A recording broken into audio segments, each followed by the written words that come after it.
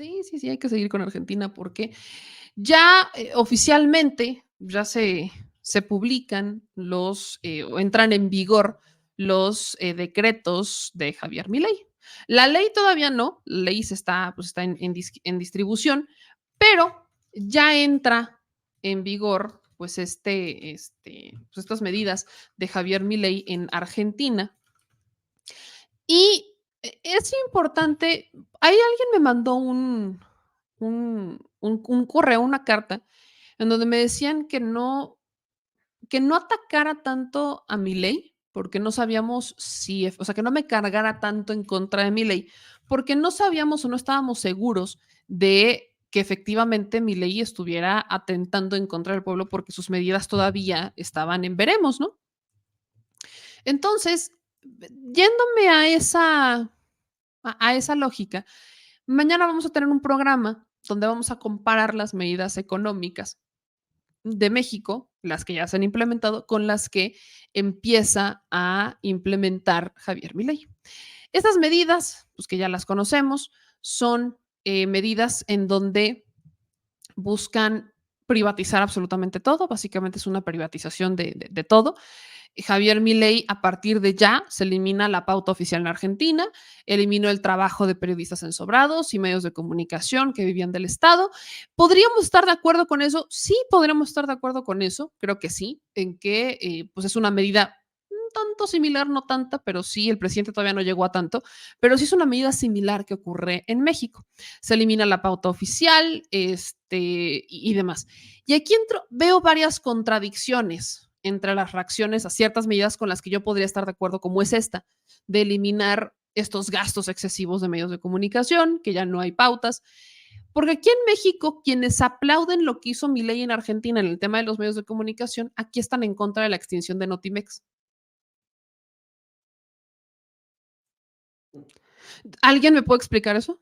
O sea, los políticos mexicanos que están a favor de que Milei recortara a los medios de comunicación, que eliminara las pautas oficiales y que extinguiera los periodistas pagados por el Estado, aquí están en contra de la extinción de Notimex y se rasgaron las vestiduras, híjole. Es que como nuestra agencia de noticias del Estado, ¿qué les pasa? Aquí estaban, pero en llorando. Otra cosa que pudiera entender de mi ley son estas auditorías hacia los empleados del Estado, que podrían ser muchos e insuficientes. ¿Podría yo estar de acuerdo con eso? Sí, aquí en México pasó algo similar. El presidente hizo ajustes presupuestales, no es que se corrieran a muchas personas, pero bajo esos ajustes las dependencias que estaban duplicadas o que eran paralelas a otra existente dejaron de existir. Se hicieron ajustes y se recontrató personal, pero hubo otros que no se recontrataron. También podría yo estar de acuerdo con eso. Vuelve a pasar exactamente lo mismo aquí en México. Aquellos que le aplauden a mi ley esa medida, mexicanos que le aplauden a mi ley esa medida, aquí pegaron el grito en el cielo y allá se quedaron sin trabajo 7,000 empleados públicos. Acá, no, no, o sea, entre 5,000 y 7,000 se quedaron allá desempleados. Aquí ni siquiera llegamos a los 1,000. Y aún así pegaron el grito en el cielo. Entonces, yo no logro entender a este sector específico de la población que ante ciertas medidas de mi ley con las que podríamos estar de acuerdo porque es un gasto que no se debería de tener o que es un gasto excesivo que van, digamos, con la medida de austeridad, en Argentina las aplauden y dicen, es que es lo que tendríamos que hacer. Pero cuando acá se hizo una décima parte de eso, pegaron el grito en el cielo. Es que cómo se les ocurre, es que qué les pasa, este dictador. Y son un par de medidas con las que yo podría estar un poco de acuerdo respecto a las medidas que toma Javier Milei. O sea, son 2 al menos que ahora digo, podría ser. ¿Cuál es la bronca? ¿Cuál es mi bronca con el gobierno de Milei? Que no es nada más estas medidas que podríamos entender como la autoridad, o sea, de austeridad, sino la pregunta es, ¿qué va a hacer con ese dinero? Esa es una, ¿qué va a hacer con el dinero Javier Milei? ¿Qué es lo que va a hacer? ¿Cómo le vamos a hacer? ¿Qué va a pasar? Porque hay una crisis en lo económica horrible. Los precios están de locos. Hay una privatización y veo que muchos empiezan a compartir en redes sociales y dicen, es que ya empezaron a bajar los precios de la comida. Pues es que eso queda a discreción del empresario, es lo que no se entiende con la ley del mercado, que al regularizar no hay límites. El empresario puede hacer lo que se le pegue la regalada gana, lo que le convenga al empresario, no lo que le convenga a la sociedad, a la comunidad. Ese es el problema. O sea, ese es el problema que está pasando con Argentina, que hay muchas, o sea, yo solo mencioné un par de medidas con las que digas, bueno, se me hacen lógicas, va, pero ¿qué va a pasar con ese dinero? ¿A dónde se va a ir ese dinero? ¿En dónde se va a quedar ese dinero? ¿A quién le va a llegar ese dinero? Porque los cuestionamientos que estamos viendo en torno a lo que va a pasar con Argentina es que va a haber un caos abismal con los precios, con la desregularización. No solamente se quitan los incentivos, sino que prácticamente se elimina todo tipo de control, de regulación, se elimina absolutamente todo. ¿Qué es lo que podría generar? Podría generar caos, podría generar anarquía, podría generar violencia, y eso ya está pasando. ¿Y cuáles son las otras? Porque mi ley dice que los bancos internacionales lo han celebrado y que ahora crece su popularidad a no sé cuánto. Pues yo no veo dónde crece su popularidad. O sea, utilizan encuestadoras y utilizan medios pro fondos libertarios y demás para decir que entonces ellos los apoyan, ¿no? El Foro Madrid está, ahora que es un tema de foros, ¿no? ¿Se acuerdan que está el Grupo de Puebla? Pues ahora el Foro de Madrid sale a apoyar a Javier Milei en contra del Grupo de Puebla porque dicen que el Grupo de Puebla lo quiere destruir y que incluso hubo dos grupos que reclaman a Javier Milei como su máximo enemigo del año. Y dices, ¿hacia dónde vamos en Argentina? Te presumen por un lado, y esto es algo que presume mucho Milei, que a raíz de sus medidas, ahora es más barato viajar en avión que en colectivo. Flibondi puso más vuelos, abrió más vuelos cuando se abre esta privatización y esta desregulación y sobre todo empieza a meter muchos más comercios. Te dice que ahora es más barato viajar porque como ya los están entrando más marcas y están abriendo los empresarios más ofertas, pues van a bajar sus precios. Te dice que un vuelo de Buenos Aires a Mar de Plata te sale en 25,790 pesos argentinos. Mientras que pues se supone, porque aparte ni siquiera te comparten si efectivamente es el mismo destino, mientras que supone que el mismo trayecto, pero en camión, te sale entre 40,000 y 36,000 pesos argentinos. O sea, sí sale más barato, prácticamente el 40% más barato viajar en avión que en autobús, al mismo punto, según estas cuentas que obviamente son pro Milei. El asunto con el caso de Argentina es que las medidas, las consecuencias no las vamos a ver inmediatas. Las consecuencias de lo que pasa en Argentina las vamos a ir viendo poco a poco. Sobre todo el tema de la privatización, porque no es nada más como que hoy Javier Milei diga, voy a privatizar todo y ya mañana todo sea privado. Y ya los comercios hagan absolutamente todo y ya no pase absolutamente nada y ya, ¿no? Todo maravilloso. No nada más funciona así, no funciona de esa manera, no es nada más como decir, ya vamos a privatizar y ya, todo es, ya los empresarios metieron mano en absolutamente todo. Es un proceso que toma tiempo. Y ese proceso, el tiempo que tomará, no lo sabemos, porque depende los flujos de mercados, depende los flujos que pueda tener, cuánto se vaya a abrir al mercado, qué tantas empresas vayan a entrar, cuántas le vayan a querer apostar, cuántas no le quieran apostar. O sea, todo de esto depende cómo vamos a ver en que Argentina se vayan manejando esta información. Nada más estoy haciendo como un balance general, porque ¿qué es la otra cosa que también está pasando? Y aquí es de los temas que sí me preocupan en el caso de Argentina, que iremos explorando poco a poco. En el caso de Argentina me preocupa que el tema de seguridad, creo que es de los temas más preocupantes porque ya empezamos a ver actos muy violentos en Argentina y ya falleció, ya hubo una primera víctima de esta violencia y es un jovencito de 18 años, perdón, es un jovencito de 18 años que murió en Argentina. Y lo que pasa con este joven es que, pues, los familiares fueron a exigir justicia y ya los policías salieron a reprimir a los jóvenes. Vamos a escuchar el testimonio de cómo fue pues la lamentable muerte de este joven en Argentina, que terminó siendo un acto de represión hacia los familiares por parte de los policías, a donde hasta hubo disparos y demás, y todo porque no necesitaban ningún tipo de orden para disparar, porque con el DNU queda a discreción de los elementos las acciones que sean necesarias. Vamos a escuchar el testimonio de cómo murió un joven en Argentina y al final pues la familia terminó siendo la reprimida. ¿Qué, qué viste, qué oíste vos esta mañana? Sí, la noche fue muy movida por los chicos, tranquilo como todos los años, pero a eso de las 7 de la mañana se escucharon movimientos y gritos violentos. Nos despertamos y lo que vimos fueron chicos que corrían hacia la ruta por la 44. Luego algunos se quedaron antes de cruzar la calle 1 y gritaban, no, no, no. Y bueno, nosotros vimos que un grupo volvía sobre sus pasos, algunos se iban a la playa y el grupo mayor se iba por la 1 hacia el lado de la 32. Lo llamativo fue que todos eran chicos muy jóvenes, y me dio la sensación de que alguien se guardaba algo en el bolsillo. Pudimos, al menos pude pensar que quizás era... Yo no sabía hasta ese momento lo que había pasado en realidad, pero después cuando me entero de lo que pasó, puedo llegar a pensar que quizás el arma se la llevaba guardada en el bolsillo.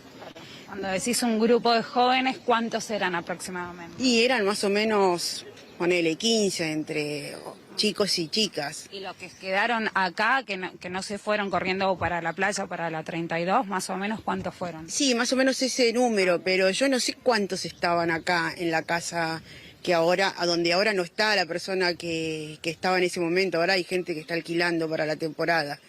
Pero él entró a ese jardín, por lo que supe, y pidió auxilio, golpeó la puerta y ahí se metieron y por lo que comentaron, yo no lo vi realmente porque no tenía visión desde el lugar donde estoy, sí. Y nada, después me entero de lo que pasó y la verdad que me sorprendí porque no me imaginé tremenda violencia de chicos tan jóvenes, sinceramente. Aunque ¿Había menores, chicos? Para mí eran todos menores. También chicos. Se hablaba que había un pequeño de 5 o 6 años.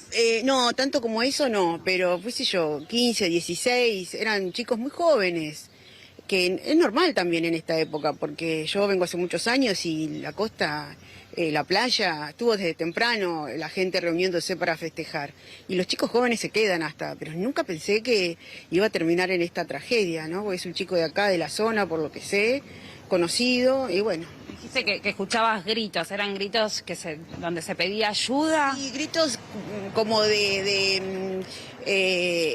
no eran gritos como de ayuda, sino gritos como de cuando querés arengar, ¿viste? Arengando una situación, era algo así, no era que alguien pedía ayuda. Yo no lo escuché pedir ayuda a él. Sí, después me enteré que había entrado a ese jardín pidiendo ayuda y bueno, finalmente lo terminaron asesinando. Después más detalles no sé, pero me sorprendió porque eran chicos muy jóvenes, no parecían que estaban sumados a una violencia como la que resultó realmente. Pero bueno, eso, porque... Jimé, no pudo ver No, la angustia cuando te enteraste de lo que había sucedido. Ahí tienen que fue uno de los testimonios. La situación, insisto, no es culpa de Milei, ojo, lo dejo claro, que hayan asesinado a este joven que se llama Tomás Tello. No es culpa de Milei, al menos no de manera directa.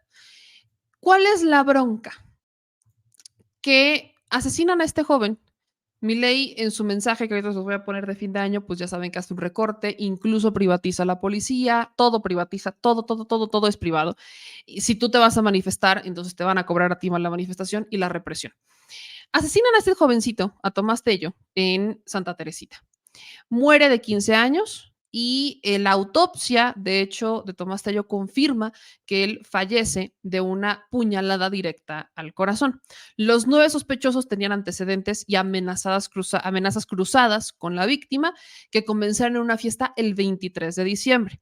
Este joven es asesinado por una patota, así se le llama, en la localidad costera de Santa Teresita durante el festejo de fin de año. El asesinato ocurre ya en la mañana del 1 de enero a las 7:30 y la policía detiene a 9 sospechosos, 2 de ellos eran menores de edad. Los resultados preliminares de la autopsia arrojan que la víctima muere a causa de una laceración en la aurícula derecha del corazón, luego de sufrir una herida punzocortante en la línea media del tórax. En ese contexto, los voceros judiciales advirtieron que eso evidentemente derivó en un taponamiento cardíaco y en el posterior fallecimiento de la víctima. Sin embargo, indicaron que, contrario a lo señalado por fuentes policiales, todavía desconocen cuál fue el arma homicida. El fiscal que está a cargo del caso se llama Pablo Gamaleri. Él modificó la carátula del hecho de homicidio en riña a homicidio agravado por concurso premeditado y alevosía. Y en ese sentido, pues las autoridades empiezan con la investigación, detienen a los sospechosos que tienen entre 16, el más joven, y 57 años, el más grande. Son familia algunos de ellos, y de hecho, uno de los agraviados es padre de un joven de 21 que se llama Damián Copelián, que es el indicado como el autor de la puñalada con la que muere Tello. Esto es lo que pasa, esta es la muerte de este joven. El abogado Miguel Ángel Pierri fue confirmado como representante legal de los familiares de Tomás Tello. Y contrario a lo que señalan los especialistas, el abogado dice que ellos tienen el arma con la que asesinaron al joven y que van a permitir determinar quién es el autor. Hacen varias reflexiones y demás, pero las cosas empiezan a salir de control cuando los familiares de Tomás Tello acuden a la comisaría de Santa Teresita. Ahí es en donde el decreto de Milei sí empieza a tener efectos, porque van los familiares a la comisaría y estando ahí, los policías reprimen a los familiares de la víctima con balazos de goma, las famosas balas de goma, pero hubo una represión hacia los familiares de una víctima que están pidiendo una justicia. Es una manifestación que pretendía ser pacífica, pero se desata un enfrentamiento entre las fuerzas de seguridad y la masa de personas que allí vivieron. Por su parte, el padre de Tomás Tello le pide calma a los manifestantes tras conversar con las autoridades para luego retirarse del lugar sin pues dar ningún tipo de declaración.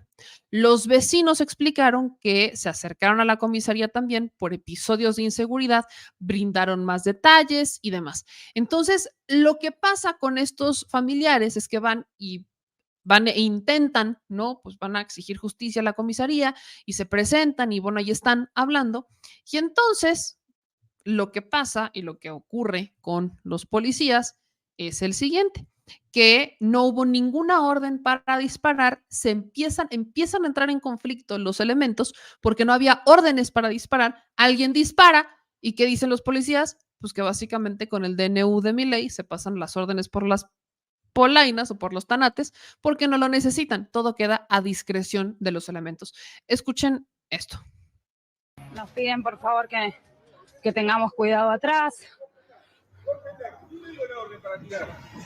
¿Quién les dio la orden para tirar? Muchacho. ¿Pero quién les dio la orden para tirar? La columna está para agarrar la comisaría. No puede, no. La orden era no tirar. ¿Pero tengo que pasar horas para que tomen todo? Sí, tiraron botella, pero la orden era no tirar. ¿Quién les dio la orden para tirar? Córtenla, vuelvan. No sabía ni siquiera no hubo orden para tirar. O sea, no había orden para tirar. Estaban tirando botellas, la gente decía que, o sea, que querían que lo soltaran, que todo era muy pacífico, pero acuérdense que el DNU de Javier Milei permite que cualquiera, o sea, que los elementos policíacos tomen todas las alternativas para, si hay una manifestación, liberar las calles, no interesa, no pasa nada, ellos tienen la instrucción de liberar las calles y de liberar la vía principal, no de abrir vías alternas, ni mucho menos, solo tienen la instrucción de liberar las vías oficiales, la que está bloqueada, de liberar las calles y pueden actuar en contra de los manifestantes si consideran que están cometiendo algún tipo de ilegalidad.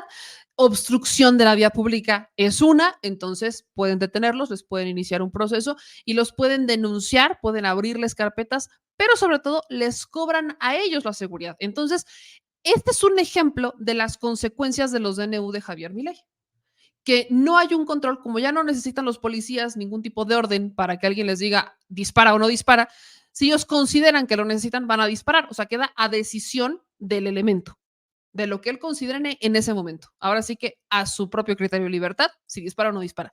Y si trae un arma de goma o si trae un arma real, queda a discreción también de los elementos reportar si ellos consideran que la manifestación fue ilegal o no.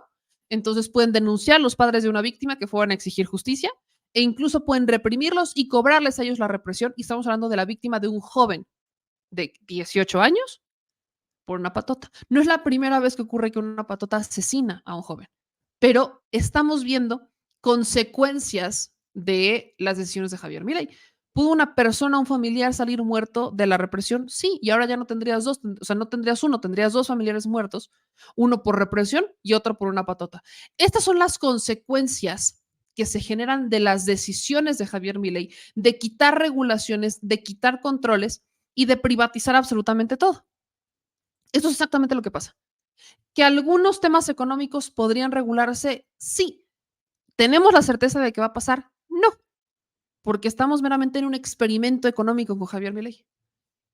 ¿En México conocemos las consecuencias? Sí. Tenemos un FOBAPROA, que hoy seguimos pagando los intereses, hoy seguimos pagando esa deuda que ni siquiera era nuestra. Y así van a empezar a salir muchas cosas, porque, pregunta, cuando Javier Milei empieza con todas estas medidas económicas, empieza a quitar todas las regulaciones, ¿quiénes son los primeros beneficiados? ¿El pueblo? No, porque ahora les dolarizan todo. La renta la tienen que pagar en dólares. Los contratos se los pueden pagar a ellos con carne o leche. Ellos no pueden pagar su renta con carne o leche. Esas son consecuencias que a la gente la van a ir dejando en la calle. A eso súmale la violencia y a eso súmale que si tú te sales a manifestar va a haber problemas. Estas son las consecuencias, las primeras consecuencias de muchas que vamos a estar viendo en este experimento argentino de Javier Milei. O sea, estas son las primeras. ¿Algunos precios podrían bajar? Sí, pero también podrían subir.